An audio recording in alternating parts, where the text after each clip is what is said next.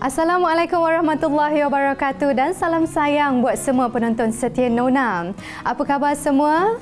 Mira doakan agar hujung minggu anda dipenuhi dengan kebahagiaan bersama yang tersayang. Begitu pantas masa berlalu kan?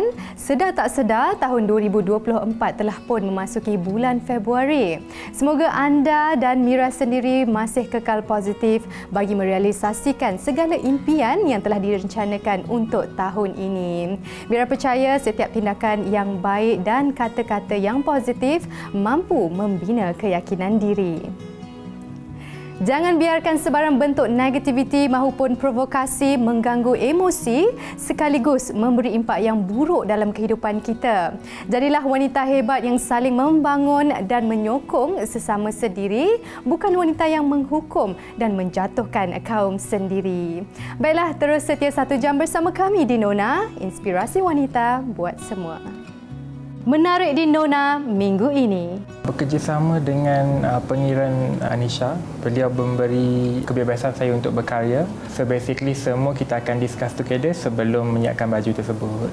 Ada je orang cakap dekat saya, kau perempuan nak jadi bodyguard, apa yang kau tahu? Sekarang ni semua perempuan boleh buat kerja lelaki. Kalau lah orang tanya saya kan pasal career ni, betapa pentingnya kena ada keyakinan diri lah. Sebab saya orang yang tidak ada benda tu. So nasib baiklah saya pergi ketika itu merupakan titik permulaan lah saya dalam career seni ni.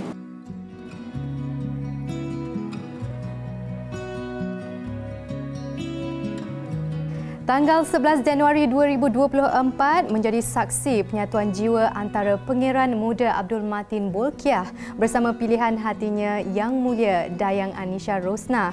Pasangan pengantin diraja ini diraikan dengan adat istiadat Brunei yang penuh gilang gemilang.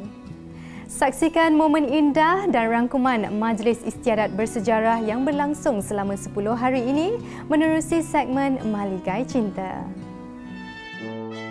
Sering dilihat bersama ketika di majlis formal maupun santai, hubungan istimewa pasangan diraja ini mula mencuri tumpuan rakyat jelata sejak tahun 2018.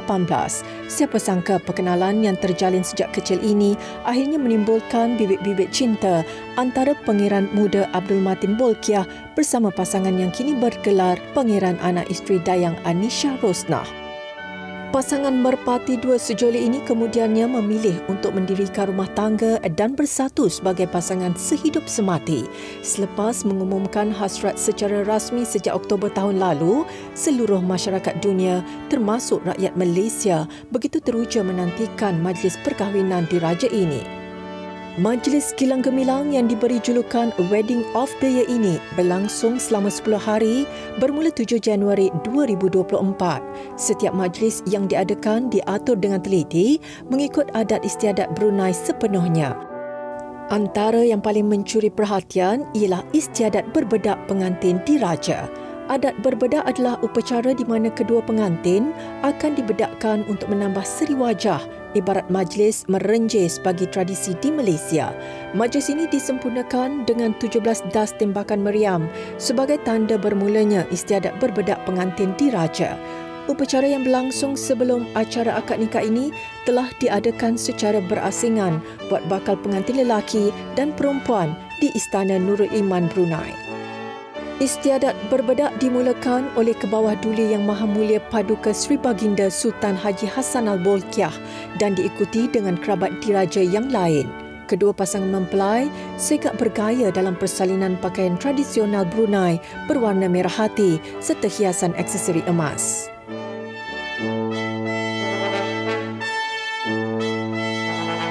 Kaulah terima nikahnya Dayang Anisha Rosnah binti Adam dengan maharnya RM1,000 tunai. Dengan sekali lafaz, anak anda Sultan Brunei, Pangeran Muda Abdul Matin Bolkiah selamat diicap kabulkan bersama Pangeran Anak Isteri Dayang Anisha Rosnah. Selesai bernikah, pasangan pengantin diraja kemudiannya diraikan dalam majlis persandingan yang cukup meriah dan penuh adat istiadat. Antara yang mencuri perhatian ramai ialah mahkota berlian yang digayakan oleh Pangeran Anak Isteri Dayang Anisha Rosnah semasa majlis berlangsung. Mahkota yang sama turut pernah digunakan ketika majlis perkahwinan adik kepada Pangeran Muda Abdul Matin, Puteri Azimah Nikmatul Bolkiah. Majlis turut dimeriahkan lagi dengan kehadiran pemimpin dan kerabat diraja dari seluruh dunia.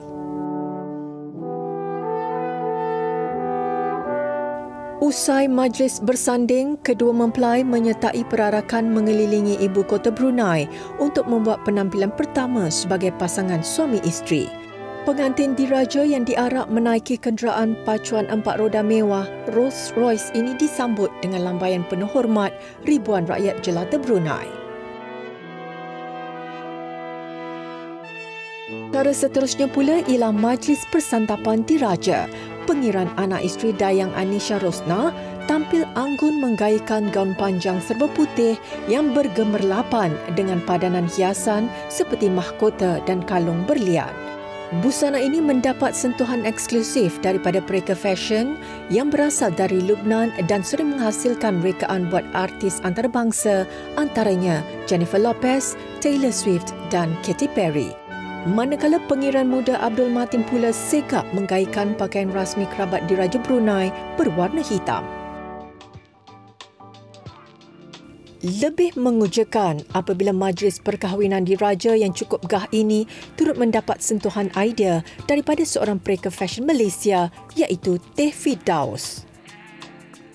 Okey, sebenarnya saya di-approach oleh salah seorang family member pengiran isteri Dayang Anisha bukan untuk tujuan buat baju wedding lah. Saya di-approach untuk buat baju untuk beliau menghadiri event-event tertentu di Brunei. Maksudnya dia perlukan baju and then saya buat baju untuk event tu lah. Tapi selepas beberapa kali menyiapkan baju untuk event-event tersebut, saya di-approach untuk membuat 3 persalinan untuk wedding tersebut. Pengiran sendiri yang decide saya buat baju mana dan designer lain buat yang baju yang mana. Bekerjasama dengan pengiran Anisha, memang beliau memberi kebebasan saya untuk berkarya. Dalam masa sama, saya perlu menyiapkan beberapa sketch sebelum diproceed untuk diteruskan penghasilan lah. So basically semua kita akan discuss together sebelum menyiapkan baju tersebut. Sebenarnya tidak mengambil inspirasi dari mana, cuma saya sketch based on apa yang Dayang Anisha bagi point kat saya. Lepas tu tahsil rekaan itu very straightforward dengan apa yang saya dah pernah buat pun. Peluang dan pengalaman ini cukup istimewa buat Firdaus. Dia sendiri tidak pernah menyangka bahawa dia berpeluang untuk bekerjasama dengan pengiran anak isteri Dayang Anisha Rosnah. Untuk detailing yang menarik bagi saya, pakaian ketika majlis tersebut berdak mandi. Sebabnya baju tersebut kita perlukan masa 2 bulan untuk jahit setiap detailing dekat baju tersebut kerana dijahit satu persatu. Okey, baju yang lain seperti baju katam agak simple detailnya. Saya hanya apply detail lace dan beading di bawah baju dan tangan. Kalau untuk baju ketika nikah pun sama, detail baju hanya pada bawah baju dan tangan juga beserta selendang. So untuk katam dan nikah agak simple compared to untuk berbedak mandi. Untuk berbedak mandi tu saya ada tolong siapkan preparation sikit, and then untuk yang royal banquet tu designer untuk baju tu tak datang, so jadi saya yang stylekan pengiran Anisha untuk wedding tu lah. Yang pelita ada isinya, diisi minyak setiap hari. Yang cinta ada janjinya, janji setia sehidup semati. Dengan penuh rasa hormat dan rendah diri, seluruh kru penerbitan Nona TV3 ingin menzahirkan ucapan tahniah serta mendoakan agar mahligai cinta yang dibina oleh kedua pengantin diraja ini akan sentiasa bahagia dan berkekalan hingga ke syurga.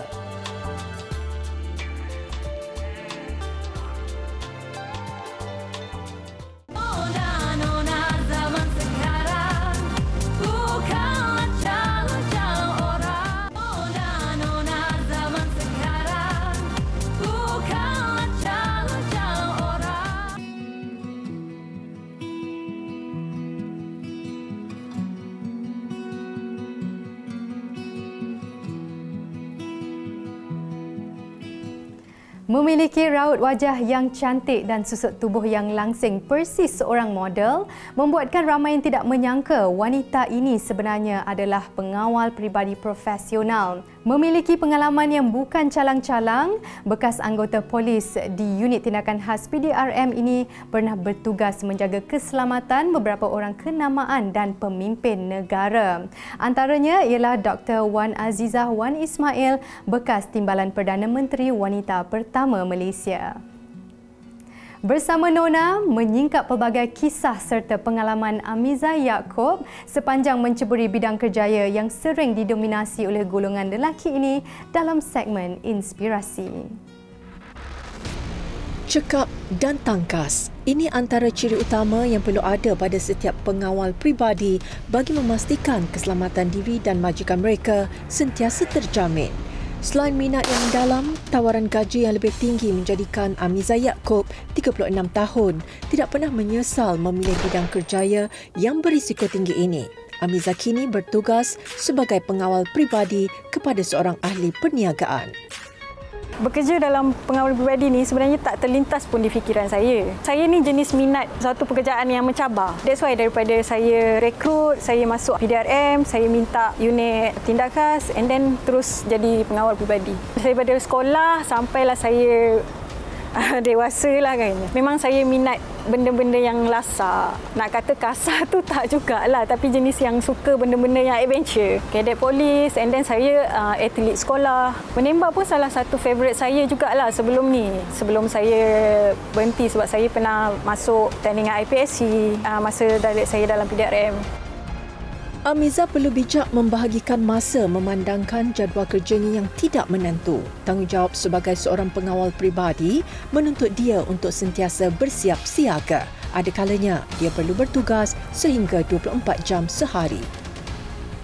Kena kuat mental lah sebenarnya sebab kita banyak bermain dengan masa. Tak ada banyak masa untuk diri sendiri. Kita lebih kepada masa kita banyak dihabiskan kepada kita punya majikan. Saya rutin harian saya setiap hari pergi kerja, balik kerja. Sebabnya saya kerja keluar pagi, lepas tu balik malam. Jadinya memang itu sahajalah rutin harian saya kalau hari saya bekerja. Kalau saya off day, saya akan relax dekat rumah. Tu kalau time saya off day lah, saya cuti. Kita kena orang cakap sentiasa fit. Sebab kita nak bekerja berdiri lama kan. Kita nak kena berlari, kena ada stamina apa semua. Mental pula kita kena bersedia daripada segi mental. Kita kena bersedia fikir yang kita ni adalah perisai kepada VIP. Apa-apa yang jadi, kita yang kena berhadapan. Faham akan jadual kerjanya yang padat, teman rapat Amiza sentiasa menyokong dan mengagumi keberanian wanita ini dalam menjalankan tugas. Untuk jumpa Amy, kurang. Tapi luangkan masa tu ada lambat. Kurang sikit lah. Pagi dia busy, petang ada. Sebab kita tahu dia punya kerja tu memang sangat-sangat susah bagi kita orang yang kawan dia lah. Sebab dia perempuan. Kita tahu perempuan ni tak semua yang kuat.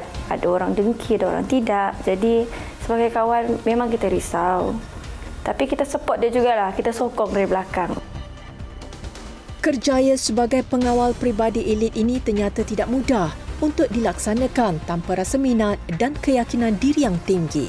Bagi Amiza, nyawa serta keselamatan majikan adalah keutamaannya. Selain harus sentiasa berwaspada, Amiza juga perlu memastikan dirinya memiliki kemahiran yang baik dalam seni mempertahankan diri, juga skil penggunaan senjata api. Orang cakap bodyguard lebih-lebih kan. Macam VIP okey je orang dekat dengan dia tapi bodyguard tak bagi kan. Selalu kan macam tu kan. Mesti kena lebih-lebih. Kalau ada apa-apa jadi dekat VIP, buatnya orang tu ada niat buruk. Kita tak tahu orang tu baik ataupun jahat. And then apa-apa jadi dekat VIP, bodyguard yang kena dulu. Kalau kita bekerja sambil lewa, biarlah something terjadi. Kan VIP kita tercedera ke kan, ada orang buat jahat ke, kita yang kena. Kerja memang nampak best, tapi kena kerja dulu baru tahu. Senjata api memang kena sentiasa ada dengan kita. Tapi senjata api ni tak boleh digunakan sewenang-wenangnya. Walaupun kita ada senjata api itu sebagai langkah keselamatan sahaja. Tapi untuk digunakan tu memang kalau perlu sahaja. Antara kenangan yang paling tidak dapat dilupakannya adalah ketika bertugas sebagai pengawal peribadi kepada bekas Timbalan Perdana Menteri Malaysia 6 tahun lalu, iaitu Dr. Wan Azizah Wan Ismail. At first masa dia jadi timbalan tu kan dia first time ada bodyguard. Jadinya dia tak tahu skop kerja kita orang macam mana. Kita orang banyak halang orang untuk dekat dengan dia. Tak apalah, jangan halang dia orang macam tu lah. Tapi kita as a bodyguard, kita terpaksa. Walaupun dia bagi, tapi kita tak bagi untuk orang tu peluk dia. Macam dia jenis yang orang cakap friendly kan. Ada setengah VIP ni dia tak suka bodyguard terlampau ketat sangat. Ada setengah VIP ni dia kena bodyguard rapat-rapat dengan dia. Gantung pada VIP tu lah dia nak orang bodyguard dia ni jaga dia macam mana. Anak kelima daripada 6 orang adik-beradik ini akui dia jarang dapat meluangkan masa bersama keluarganya di Kelantan kerana jadual kerjanya yang sangat padat. At first, family saya macam tak bagi. Dia orang pun macam, yelah kita daripada dah elok-elok dapat kerja government kan, tiba-tiba nak pergi ke swasta. Dia orang macam berat hati lah untuk bagi saya berhenti. Tapi bila saya bagi tahu reason dia sebab ada je orang cakap dekat saya, kau perempuan nak jadi bodyguard, apa yang kau tahu? Macam tu kan. Bodyguard ni kerja lelaki, perempuan tak sesuai kan. Kau carilah kerja yang orang cakap kerja perempuan macam tu. Sekarang ni semua perempuan dah boleh buat kerja lelaki. Kalau semua nak harapkan lelaki, kenapa ada lelaki yang kerja sebagai nurse? Itu kerja perempuan kalau nak diikutkan, betul tak? Tak ada kaitan sesuai dengan tak sesuai. Kan? Perempuan boleh buat kerja. Banyak je yang saya dapat. Kan, komen-komen negatif yang kata saya bukan berhenti kerja, saya dibuang sebab ada masalah kan. Bukan senang untuk government buang pekerja. Melainkan kalau pekerja tu ada kes yang berat, kes yang sampai boleh membuatkan dia dipenjara.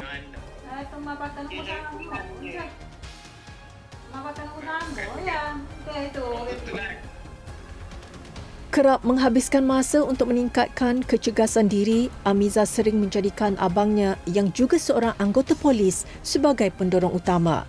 Turut memiliki minat yang hampir sama, kakak Amiza juga bertugas sebagai seorang polis bantuan. Dia ni macam agak orang kata kasar kan. Macam lelaki tapi tak adalah macam orang kata macam tomboy kat luar sana, tak adalah. So dia agak kasar tu je lah kan. Orang kata saya tak risau.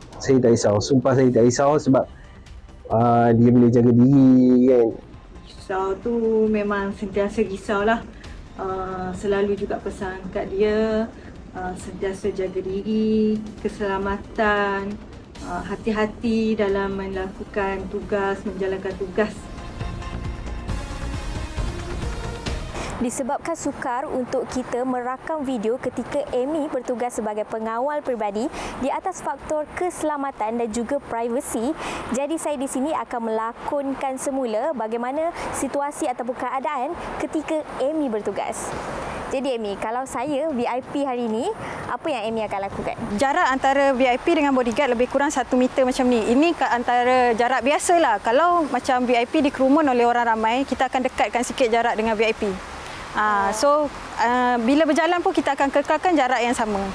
Okey, jadi kalau macam mana kalau saya berdepan dalam situasi yang bahaya? Okey, kalau dalam bahaya, kita akan bawa VIP macam ni. Kita akan tundukkan VIP sebabnya kita takut macam menyerang dengan senjata ataupun apa.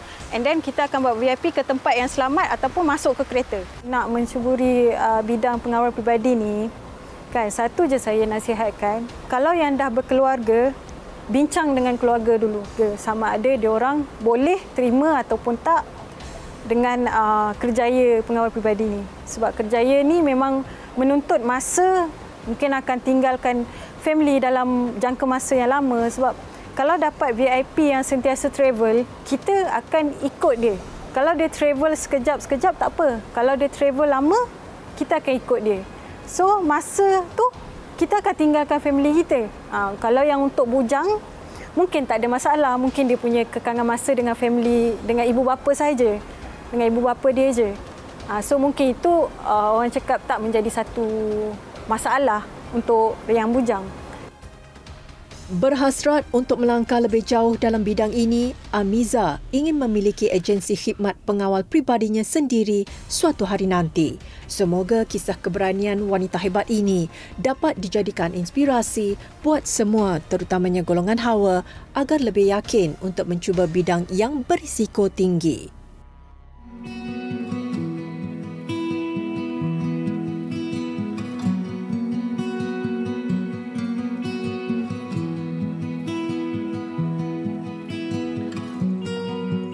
Terhasil daripada gabungan dua menu pastry popular iaitu croissant dan bomboloni, juadah kromboloni mula tular sejak akhir tahun lalu dan kini semakin digemari ramai. Sambutan yang luar biasa daripada masyarakat tempatan membuatkan semakin ramai yang mengambil peluang untuk menjual juadah pemanis mulut ini. Bagi anda yang tidak mahu beratur panjang dan ingin mencuba sendiri resepi ini di rumah, segmen Air Tangan berkongsi cara penyediaannya. Teksturnya yang rangup di bahagian luar tetapi lembut di dalamnya menjadikan pastry hasil gabungan dua menu popular ini sangat digemari ramai. Bagi anda yang masih belum berpeluang untuk merasai keenakan menu tular ini, apa kata anda cuba resepi kromboloni yang akan dikongsikan oleh Siti Nadia Hanis Zainuri. Hai, hari ini saya nak sharekan resepi yang sangat viral di masa kini yang anda semua boleh melakukan di rumah sendiri, iaitu kromboloni. Antara bahan-bahan yang diperlukan untuk resepi ini ialah tepung, gula kastor, yeast, susu cair, mentega, minyak masak, sos coklat, sos pistachio, sos coklat susu, kacang walnut kisar dan biskut coklat kisar.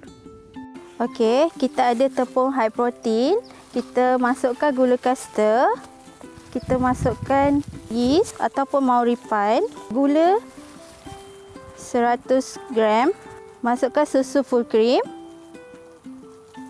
dan kita uli dia menjadi dough. Seterusnya kita masukkan air sejuk sikit demi sedikit ya, dan kita uli. Jadikan dia dough ya. Sikit lagi air. Kita uli lagi sehingga dia menjadi dough. Sebatikan air dengan tepung. Okey, sudah pun diuli, kita masukkan butter. Terpulang nak butter for butter ataupun butter yang biasa. Uli lagi sehingga dia menjadi licin dan permukaan boleh dicanai atas papan pencanai. Ini dough yang telah siap diuli. Kita masukkan minyak sikit saja ya. Sapukan di atas permukaan dough kita. Wrap kita punya adunan, bagi kembang, ambil masa dalam 2 hingga 3 jam. Okey, dough kita dah kembang seperti yang kita inginkan. Kita nak roll dia menjadi 4 lapisan. Adunan ni kita akan wrap dan masuk di dalam peti freezer lebih kurang 8 jam. Inilah hasilnya. Kita dah keluarkan daripada freezer dan kita canaikan semula menjadi begini. Gulungkan dia menjadi satu gulungan kromboloni. Bolehlah kita potong mengikut ukuran yang anda suka. Seperti ini. Kita letakkan di atas talam dan kita tunggu dia proofing ataupun menjadi kembang. Mengambil masa lebih kurang 2 hingga ke 3 jam sebelum kita masukkan ke dalam oven.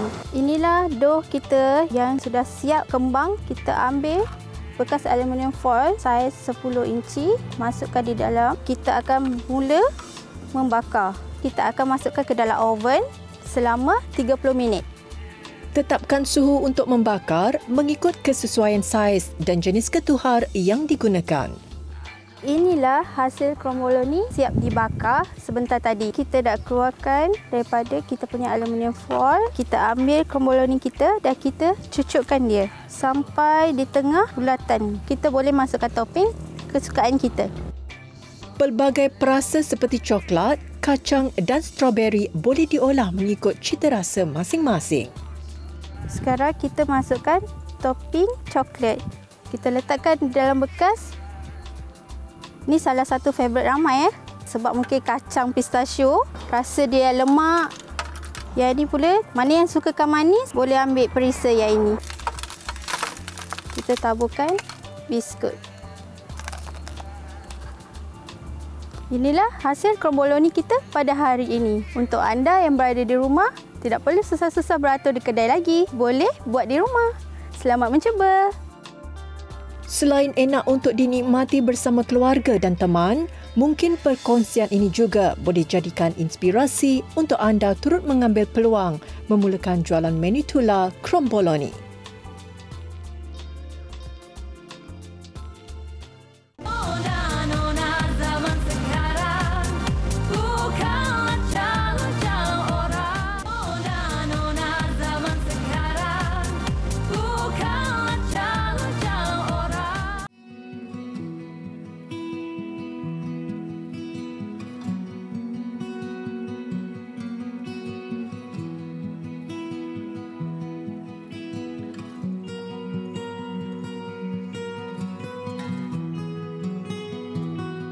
Lokasi pilihan Nona minggu ini adalah sebuah kediaman teras 3 tingkat yang terletak di Cyberjaya, Selangor. Kediaman yang dihias indah dengan dekorasi berkonsepkan modern luxurious classic design ini dimiliki oleh Encik Azrin Ahmad Basiruddin dan isteri Puan Farhana Abdullah Sani atau lebih dikenali sebagai Nana Asani di laman media sosial. Pemilihan hiasan dalaman kediaman ini daripada aksesori hingga ke susun atur perabot jelas menggambarkan citarasa pemiliknya yang gemarkan aura mewah dan moden tanpa perlu berlebihan. Penggunaan rona warna yang natural dan lembut di segenap ruang pula berjaya mewujudkan suasana yang tenang dan nyaman buat pemilik sekeluarga.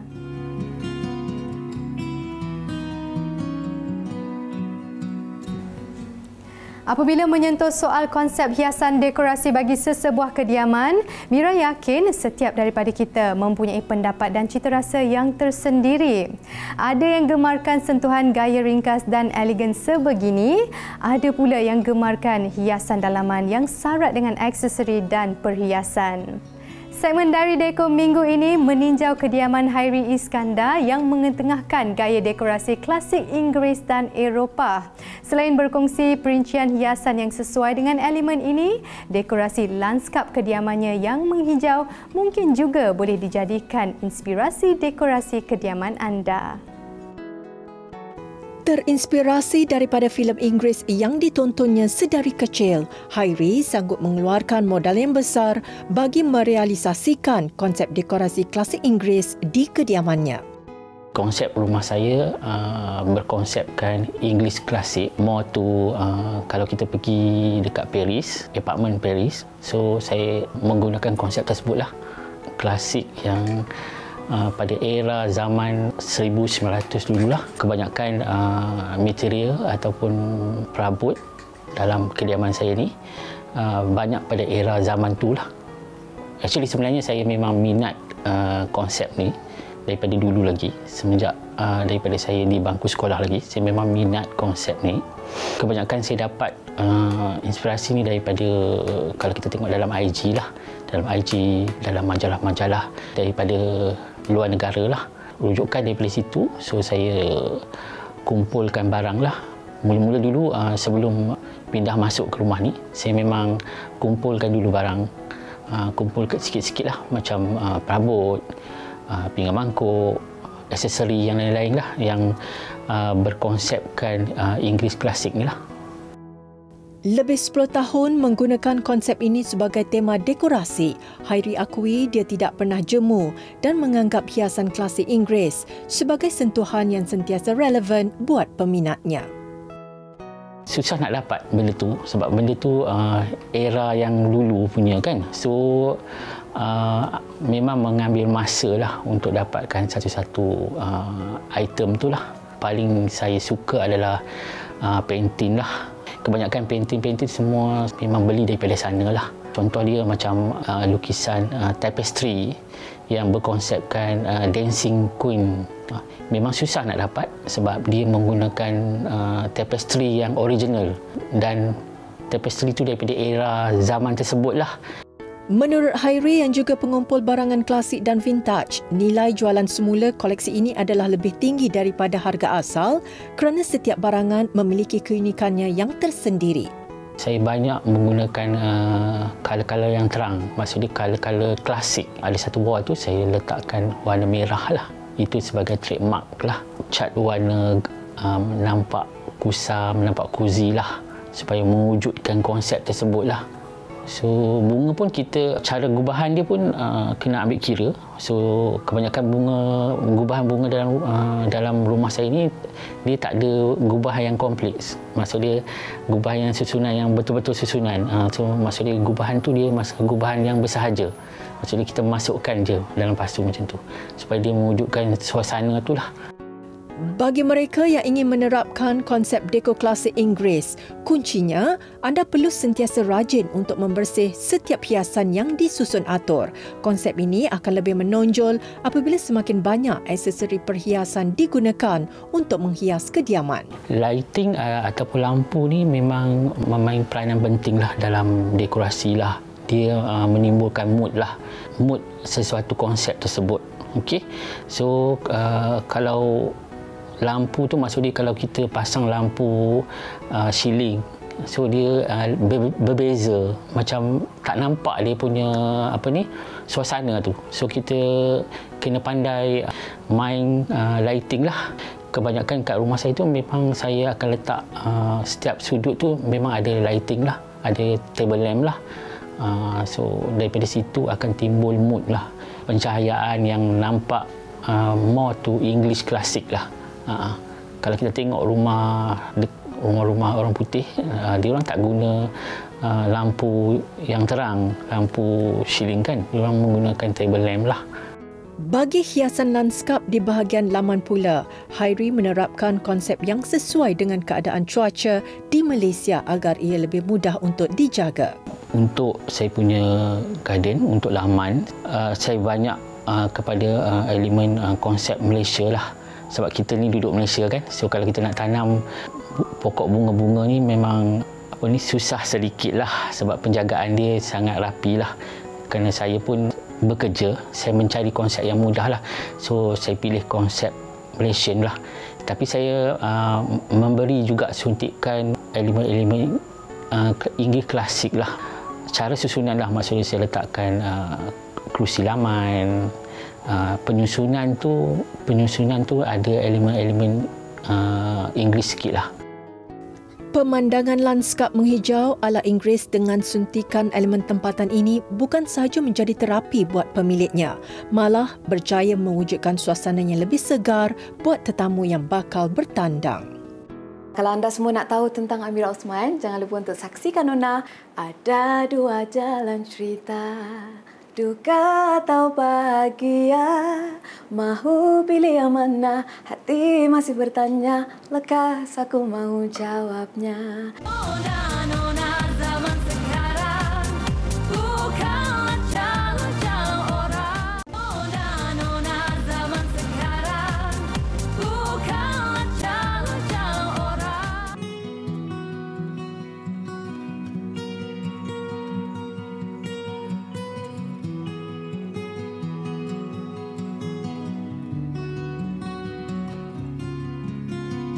Mula berkecimpung dalam bidang nyanyian sejak tahun 2013 menerusi sebuah program reality TV, nama Amira Osman sudah tidak asing lagi buat peminat industri hiburan tanah air. Bakat anak kelahiran Skudai Johor ini juga turut mewarnai dunia lakonan dan bidang pengacaraan. Bakal tampil dengan buah tangan terbaharu buat peminatnya, Nona berpeluang mendekati dan berkongsi mengenai perkembangan terkini si cantik manis ini dalam segmen Selebriti. Ada dua jalan cerita, duka atau bahagia, mahu pilih yang mana, hati masih bertanya, lekas aku mau jawabnya. Memulakan kerjaya dalam bidang nyanyian ketika di usia muda bukanlah semudah yang disangka. Selain perlu berkorban masa, pelbagai suka dan duka perlu diharungi sebagai seorang anak seni.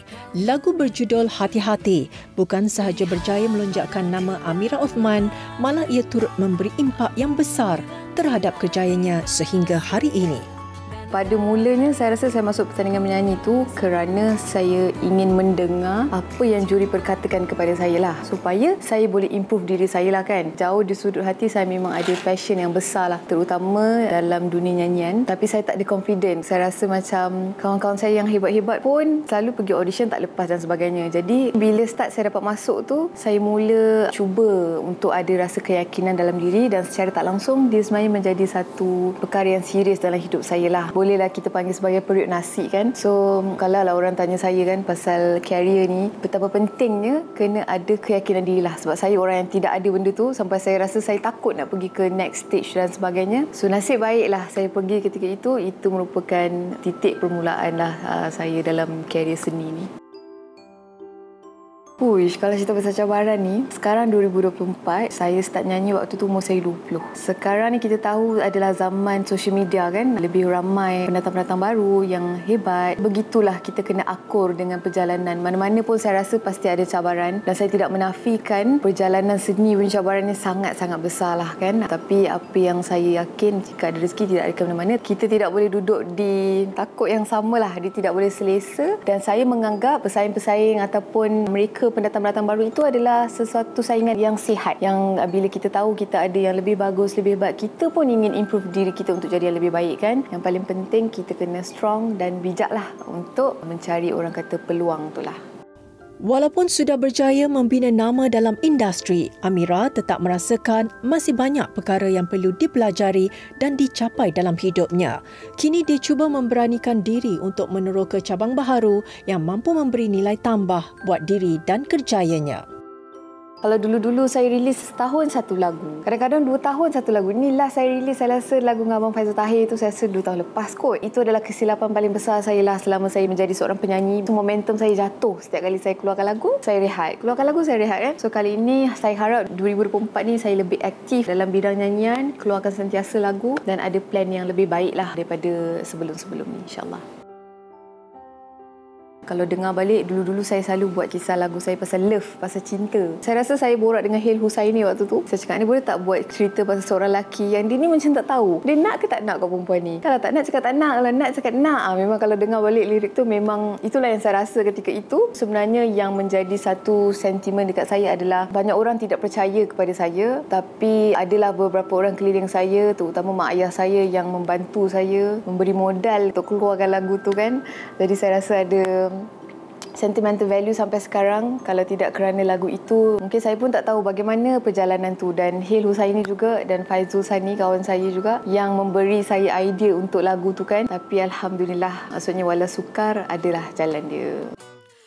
Bakal tampil dengan lagu baharu, Amira berharap buah tangannya kali ini mendapat sambutan yang baik daripada seluruh rakyat Malaysia, khususnya peminat-peminat yang sentiasa dekat di hatinya. Kelak nanti kau kan patah hati. Saya masih lagi memilih walk lah. Kalau dengar lagu saya seperti Hati-Hati, Jaga-Jaga, Mimpi Indah ni semua genre dia lebih kurang sama. Waktu saya nak keluarkan tu saya rasa macam nervous juga pasal belum ada orang yang mengenengahkan genre tersebut. Tapi bila saya keluarkan, Alhamdulillah saya mendapat feedback yang baik-baik. Tapi untuk saya maintain genre tu bukan satu benda yang mudah. Tapi insyaAllah yang terbaru ini akan saya keluarkan sebuah single. Genre yang sama seperti lagu saya yang dulu. Bunyinya agak lain. Kalau bagi orang dengar, selalu orang akan cakap macam lain sangat bunyi ni kan. Adakah bila kita keluarkan benda lain ianya satu risiko? Tapi pada pendapat saya pula, kalau kita tak ambil risiko, mungkin kita tak keluar daripada comfort zone tu kan. InsyaAllah saya harap ianya menjadi satu lagu yang diingati ramai lah. Kalau kita susun, saya pilih nyanyian, pengacaraan, baru lakonan lah. Mungkin saya ada minat yang sangat-sangat besar dalam nyanyian. So dia dah jadi macam passion dalam hati saya sejak kecil. Macam mana susah pun, macam mana penat pun, saya rasa happy je untuk menyanyi kan. Kalau pengacaraan ni sebab saya suka cakap. Dan lakonan ni sebenarnya saya ni malu sikit kot. Jadi kalau saya dapat different watak, saya malu nak express apa saya rasa tu. Mungkin menyebabkan watak tu sedikit limited lah. Ianya satu bidang yang saya suka, tapi kalau tanya priority, tetap pada nyanyian lah. Selain Amira, 2 orang adiknya iaitu Irfan Haris dan Haikal Iskandar turut sama mencuburkan diri dalam bidang nyanyian. Tidak pernah menganggap mereka sebagai saingan, Amira sentiasa memberi tunjuk ajar dan menyokong kerjaya seni adik-adik kesayangannya. Kalau siapa yang follow saya di social media pasti tahu betapa saya ada hubungan yang sangat-sangat rapat dengan adik-beradik saya. Memang tidak ada rasa pula kalau saya dapat show sama-sama dengan Irfan. Saya memang tak kisah. Saya cakap, adik, mana-mana lah adik nak, kakak okey je, kakak ikut je. Sebab memang pada saya itu bukan saingan, malah itu adalah saya rasa sumber inspirasi saya lah untuk menjadikan saya orang yang lebih baik. Lagi 10 tahun, umur saya 41. So, waktu itu saya harap saya tidak mensia-siakan masa muda saya lah. Dan pastilah saya harap saya dapat jadi anak yang baik untuk mak ayah saya. Dan saya harap juga perjalanan ataupun karier saya tidaklah sekadar itu kan. Kalau dah umur 40 tu pun dah tak jadi penyanyi pun, at least biarlah ada perniagaan-perniagaan saya yang saya teruskan. Sebab saya rasa saya tak boleh duduk rumah hari-hari. Saya rasa macam, tak tahulah kalau orang lain, ini preference masing-masing kan. Kalau tanya saya macam demotivated kalau saya duduk rumah. So, harapnya umur 41 pun saya masih bergiat aktif lah. Tak kisahlah dalam bidang apa, tapi as long masih bergiat aktif. Selain berbakat dalam bidang nyanyian, lakonan dan pengacaraan, Amira kini mula bergiat dalam bidang keusahawanan. Turut menyumbang tenaga, Amira aktif membantu keluarganya dalam perniagaan ikan bajet yang menjual hasil laut dengan harga berpatutan.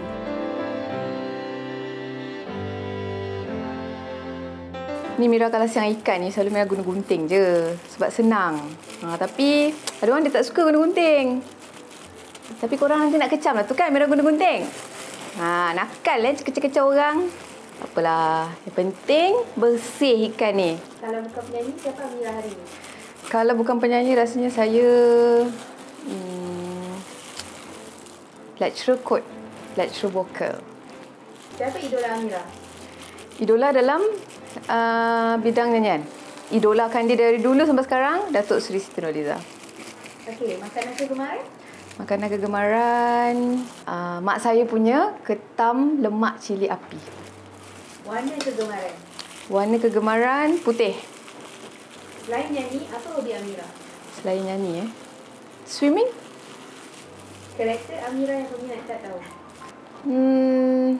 Saya kuat bebel. Okey, ini soalan peminat. Bila Amira Osman nak kahwin? Hancur ikan saya ni kalau saya kahwin. Saya tak tahulah soalan ni memang semua orang tanyalah kan bila nak kahwin, bila nak menamatkan zaman bujang. Tapi secara jujurnya buat masa ini saya belum bertemu lagi dengan siapa yang bakal menamatkan zaman bujang tu. Tapi insyaAllah lah harap-harap lepas dia tengok saya siang ikan ni, dia masuklah seminang saya ya. Saya tak tahu tapi mudah-mudahan pada waktu yang paling baik yang Allah tulislah insyaAllah. Semoga impian dan cita-cita yang ingin dicapai oleh anak muda berbakat ini menjadi kenyataan dan sekaligus berjaya melonjakkan lagi nama Amira Osman dalam industri hiburan tanah air maupun di peringkat antarabangsa.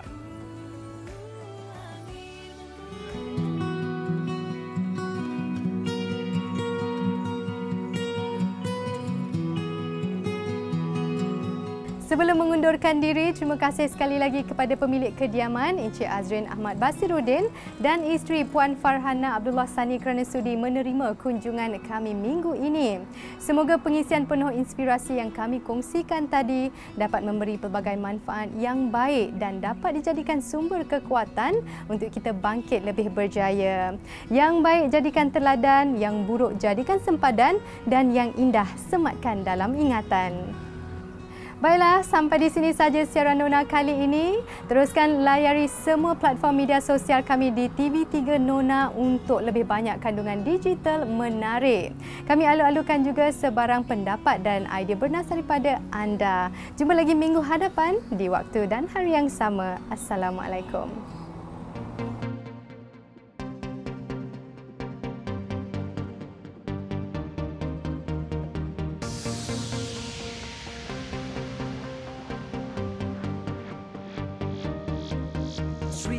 Sri Kandi masa kini yang bekerja ya juga ibu dan istri, cabaran ditangani semua demi diri dan keluarga. Seiring sejalan dengan peralihan